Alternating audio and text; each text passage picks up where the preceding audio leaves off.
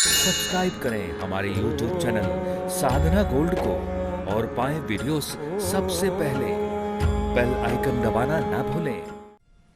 केवट जब नाव चलाते हैं तो केवट यहां से गंगा जी में आगे की तरफ बढ़ते हैं। जैसे ही किनारा आने को होता, केवट नाव को घुमा देते हैं। फिर वापस नाव गंगा में, बड़ा चौड़ा फैलाव था। तो उन्होंने बोला कि भैया फिर कई सारे चक्कर हो गए। जैसे किनारा आता केवट,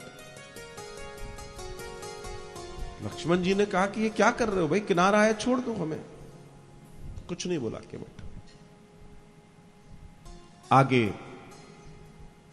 जब बहुत देर हो गई तो श्री राम जी कहते हैं कि केवट, बार बार किनारा आ जाता है, तुम बार बार किनारा छोड़ देते हो, वापस नदी में चले जाते हो, ये चक्कर क्यों लगा रहे हो, हमें छोड़ क्यों नहीं देते?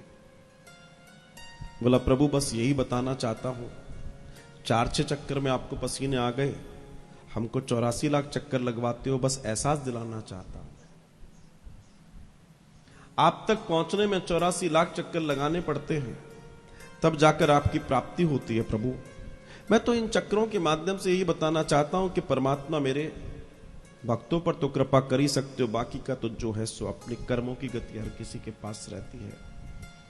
और यही एक वो दर्शन है कि अपने जीवन में इससे बड़ा कोई दर्शन हो नहीं सकता। राम उतरते हैं और उतरकर श्री राम बड़े आनंद के साथ, बड़े वैभव के साथ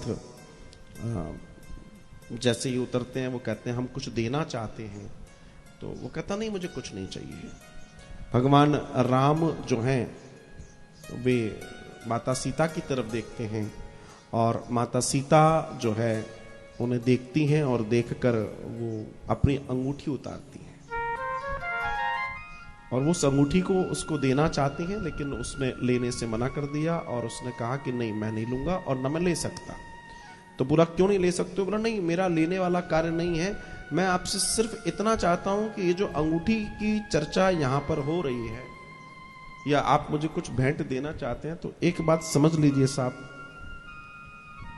छोटी सी बात उसने कही, बड़ी सुंदर बात कही।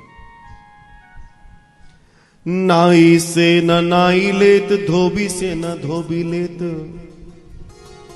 और देके मजदूरी मेरी जाति ना बिगाड़िए। नाई से न नाई लेत, धोबी से न धोबी लेत, देके मजबूरी मेरी जाति न बिगाड़िए। और प्रभु आए मोरे घाट तो पार में उतार दियो, और जब आऊं तेरे घाट तो पार तू उतार दियो। जब आऊं तेरे घाट तो पार तू। बस इतनी सी चर्चा है और इसी चर्चा को हम और आप शेयर करना चाहते थे। बस यही वो दर्शन है।